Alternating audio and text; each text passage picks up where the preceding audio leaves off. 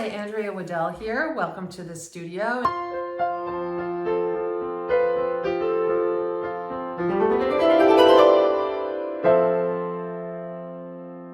In today's video, I'm going to talk to you about two things. The first thing is I'm going to give you a little studio tour of my space, the way I've set it up. Lots of you have asked me about that for tips. So that's part one of this. And then part two is I'm going to show you the first layers that I did to get to this end result, oil and cold wax and RF pigment stick painting. So you won't see the full process on this. You'll see the first layers. This was something that I was preparing when I was teaching an oil and cold wax workshop and getting those first layers ready for day one and to build on those.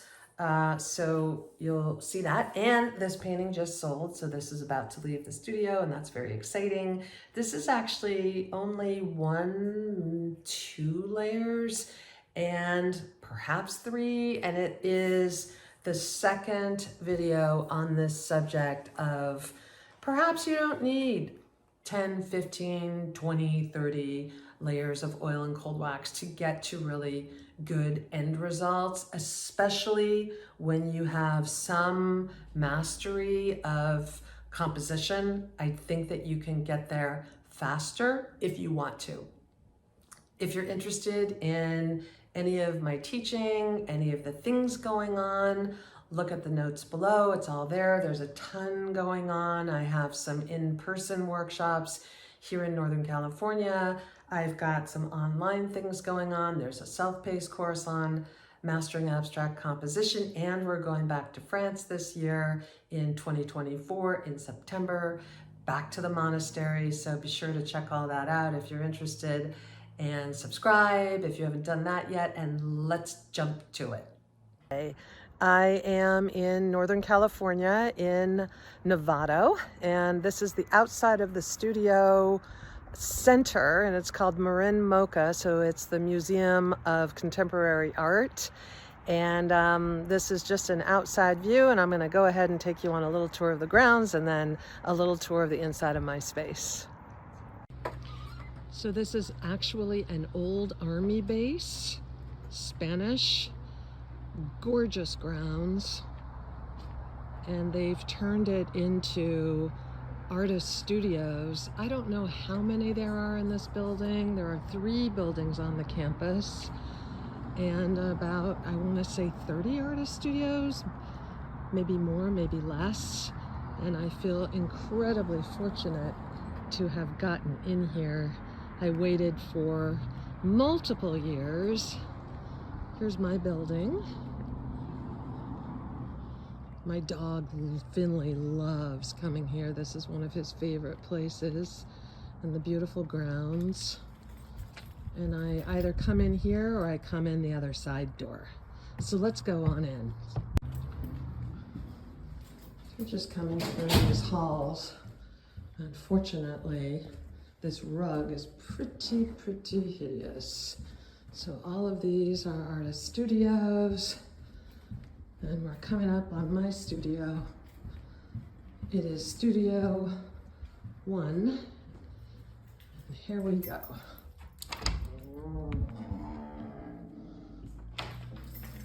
Welcome to my space. I'm going to take you on a brief tour here, and maybe you'll get some ideas for your own studio setup. So this is about 23 square feet approximately. I've got these 2 wonderful windows, and the first thing that I set up as an artist, I don't know why, but it's very important for me to get the couch set up so that I can sit down and reflect. A couple of things that I have done that have really worked well for me is I got these IKEA shelves and put them up, and that way I can just, you know, put work up that isn't necessarily framed yet, and that maybe I want to rotate when I'm doing open studios, and I have all of this, you know, space for small work, and then I can put work on the walls. That's one thing I do. I have my little tea set up. This thing was something that I just found in the trash, pulled it out, put wheels on it, and yay, here we are, a little tea center. These are 2 work tables that I put back to back, and then I have these rolling cart thingies that I got at the Container Store mostly, and it's really convenient to just be able to put those underneath and have everything condensed. I used to only work with 1 of these because I didn't have the space for 2, but I found that having 2 of them back to back really gives me the right amount of space. Over here I have a whole section where I put work that might be finished, might not be finished, not sure what I'm doing, where it's going. I've got all of my prints when people want to buy prints on demand, and I'm doing, whenever I do open studios, I pull these guys out, and there's one coming up, so I'm gonna have to clean my studio. An IKEA thing. Very, very convenient. I found it particularly convenient to have these white things so I can keep things very, very organized. These whatever they're called, these boxes, and keep things organized. And I really cannot say enough how important it has been for me, who's I kind of am all over the place. I probably have some, I don't know, ADHD or whatever it is. In the fever of the moment, I find that having a very organized space has just helped tremendously with my work, rather than having everything thrown around haphazard and trying to find stuff. Here's the fancy camera that's been driving me out of my mind. It's really crazy, hard to work with.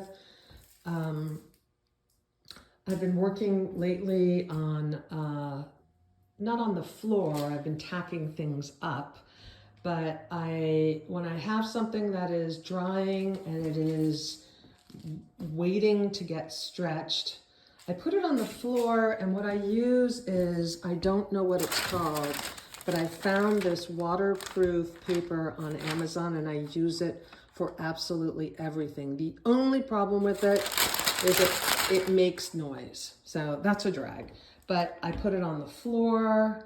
What I have, the setup that I have here is, these are concrete walls, high ceilings, and so impossible to, put things in on a regular basis. So I have a piece of plywood here about 1 inch thick, so that as I am rotating work, I put some of that paper behind it so that I keep the plywood relatively clear and clean, and then I can just tack things up as I go along and move them out easily. I find that has been a really big help. Also, I love these rolling carts. You can get those at IKEA as well. Just to, I put my palettes in here. Maybe I'm working on multiple things at the same time. Sometimes I'm working between here, maybe on the ground a little bit. Here, I have an air purifier that I haven't turned on in a while. And a pegboard. And pegboards are super underrated. My previous studio was way, way smaller. I think it was 10 square feet. It was really, really tiny, 80 square feet, teeny tiny little thing. This is 230 square feet, not 23. I'm thinking in square meters. And I have found that pegboards are an amazing space saver. So I use the ones from the old studio, and all these little baskets and things that you can get to hang stuff up, little shelves, and I have that over the sink so that I can just reach and grab for cleaning supplies and stuff like that. So here you go, welcome. Glad you got to take a peek at where all the action happens.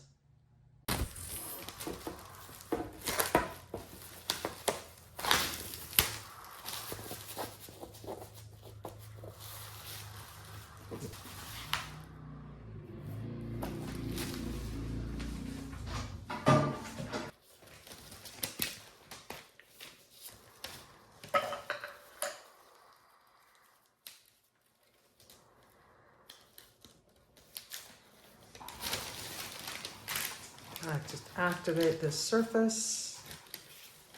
This is a beautiful quinacridone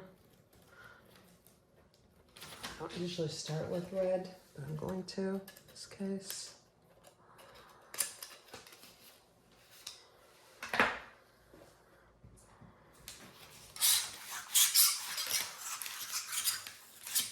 think I'm going to do what I did for the last one.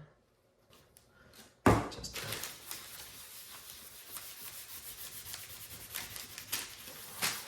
not beautiful. Pretty gorgeous, pretty gorgeous. Maybe I'll leave a few of these lines. I can use something different. I'll use this one.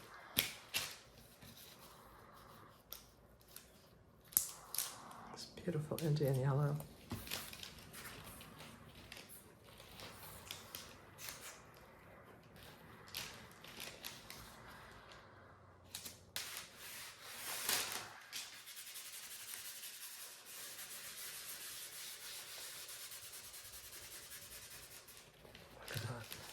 Like, I'm tempted just to leave that alone and that just becomes the painting. But this is an oil and cold wax workshop. I gotta keep pushing it. Okay, so then typically what I would do, all right, so this is layer one. Well, then I just drop some of this into it just for fun. Throw some pan pastel at it. Then my next layer. These are warm colors, so I'm gonna go for a contrast. This is kind of usually the way I build layers, looking for contrast at the base. So when you scratch back, you'll have something interesting to play around with. So this is my radiant blue.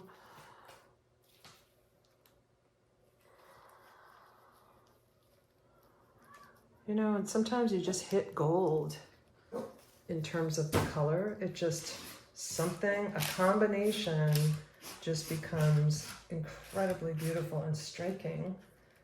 And the trick is to remember that. What was the thing that you did? So it's a great idea to take pictures as you're going with these first layers so that you can see what was the thing that I did that I liked so much. Because if you think you're gonna remember it, you are deluded, as am I. I'm always thinking, I'll just remember that, and I do not.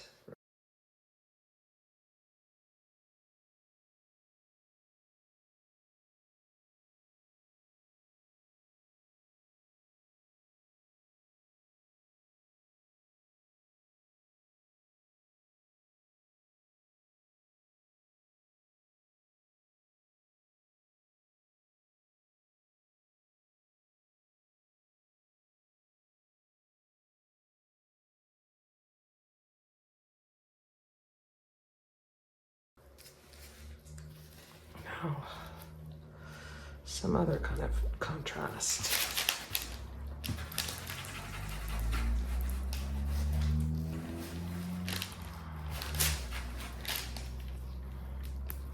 You know, you can look at these first layers, let's say it this way.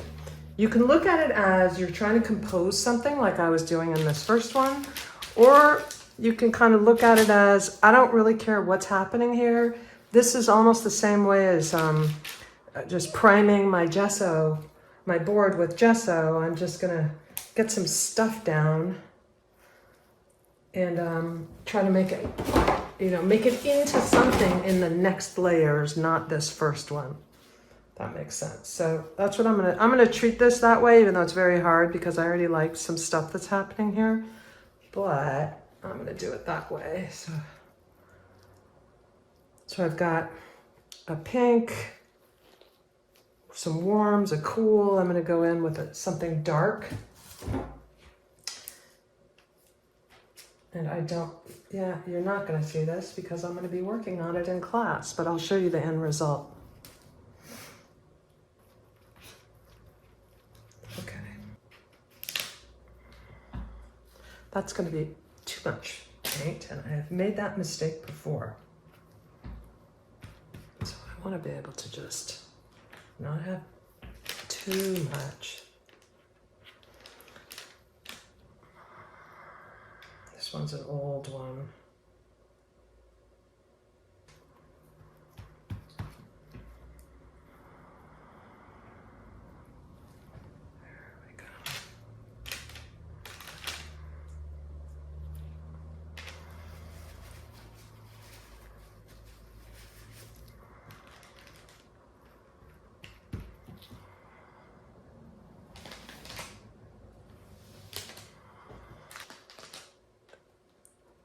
And it'll be a pretty great workable surface.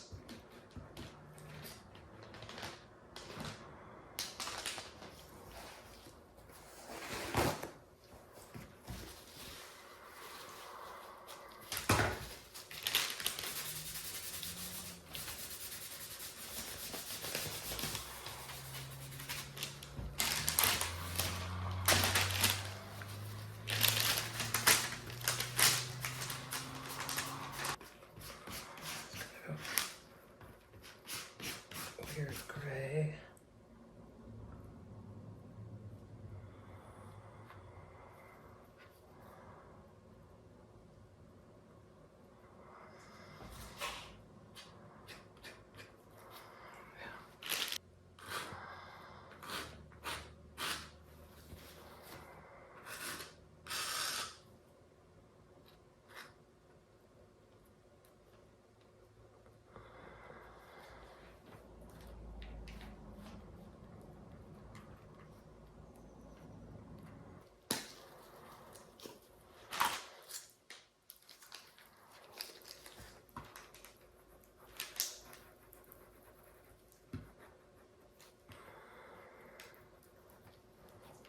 Just getting a bunch of things down.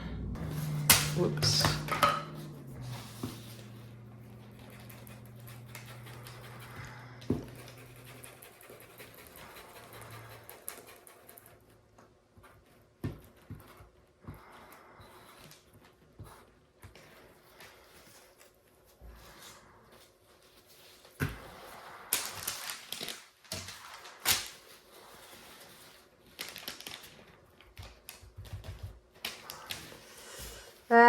It's neither here nor there. It's very hard not to want, for me, not to want to correct all of this.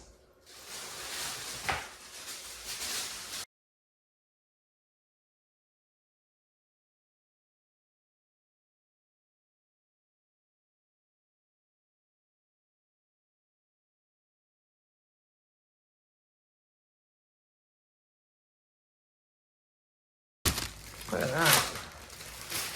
That's fun.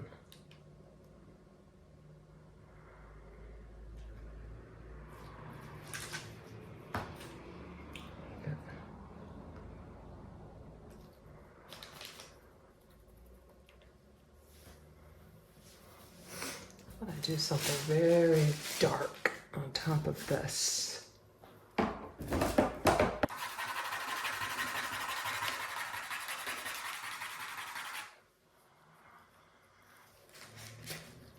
But my paint top, you mean, really? Ugh.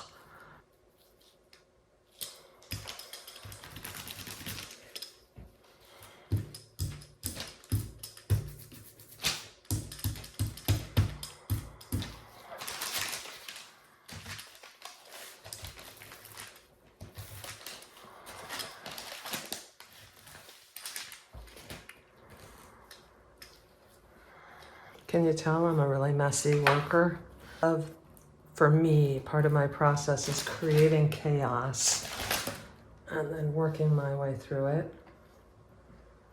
Okay, so there's a lot of cool stuff going on here.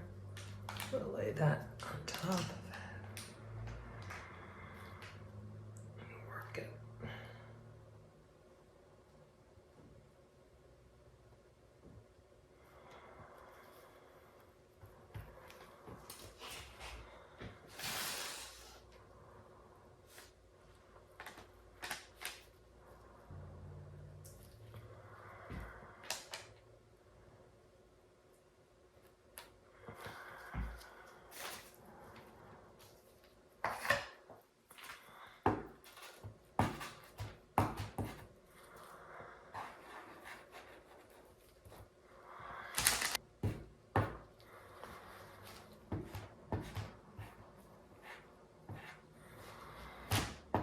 keep working it and you'll get these really juicy, cool colors with your pigment sticks. Those are not going to be dry by tomorrow.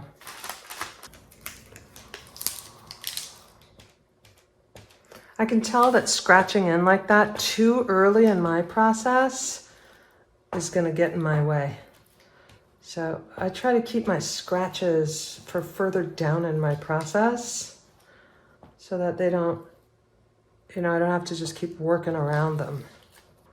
Okay, I think this will be a very fun starting place tomorrow.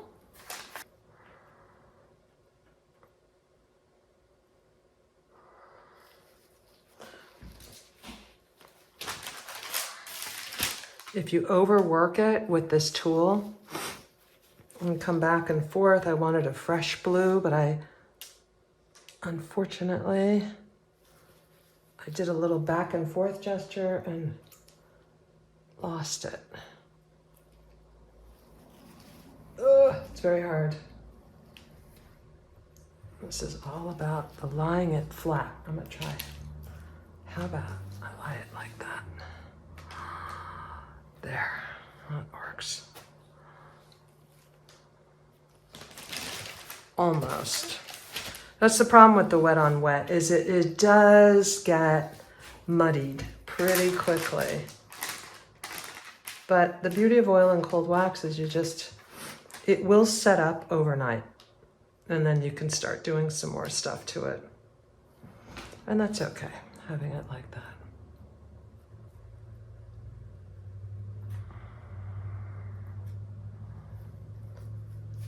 Okay, we're ready.